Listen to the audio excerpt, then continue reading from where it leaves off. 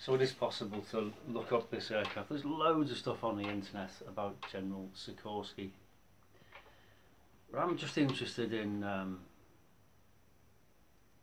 the crash, how the crash happened. Because there's lots of people, experts out there, who investigate wreckage of airplanes, and they try to find out what caused the crash and think of ways to stop that from happening again in the future. And there are other people who, of course, could use that information to cause a crash. Now, assuming,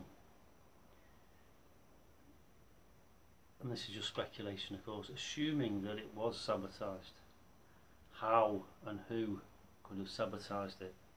Well, the governor of Gibraltar, a guy called McFarlane, I think he was called at the time, said the Liberator was guarded. Okay, it was a commando guarding it and an RAF policeman. And presumably they're both armed because it is the war. So no one is getting near that aeroplane unless they're authorised to do so, and someone must have had a pass if they got tampered with it. And if they tampered with it, what could they do to actually cause it to crash? Since all the engines were working fine, that wasn't a problem. Well, I don't know, but there's a thing called a trim wheel, and I heard you mention it earlier. And when you're flying an aeroplane, you can turn this trim wheel. If you wind it backwards, it will raise the nose slightly. And the more you wind it backwards, the more it's going to raise the nose. So you can actually trim an aircraft into a climb.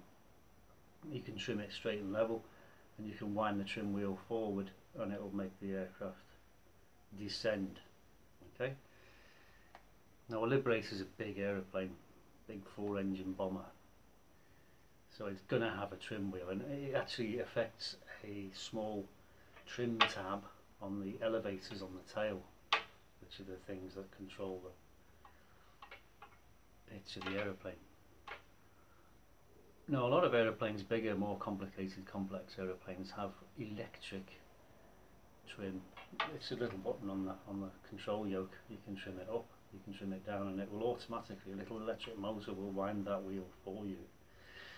And there have been a few plane crashes where the little motor has stuck and it's wound the trim all the way forwards, and the aircrew have been unable to prevent the aircraft from impacting with the ground.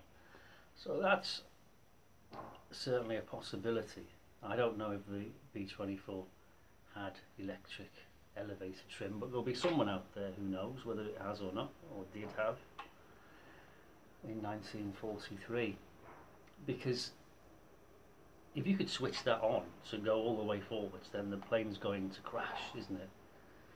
And you're not going to be able to prevent it. The thing is, how do you get it to act? You've got to wire it into somewhere. Something has got to activate that short. So if you wired it, for example, to the undercarriage lever,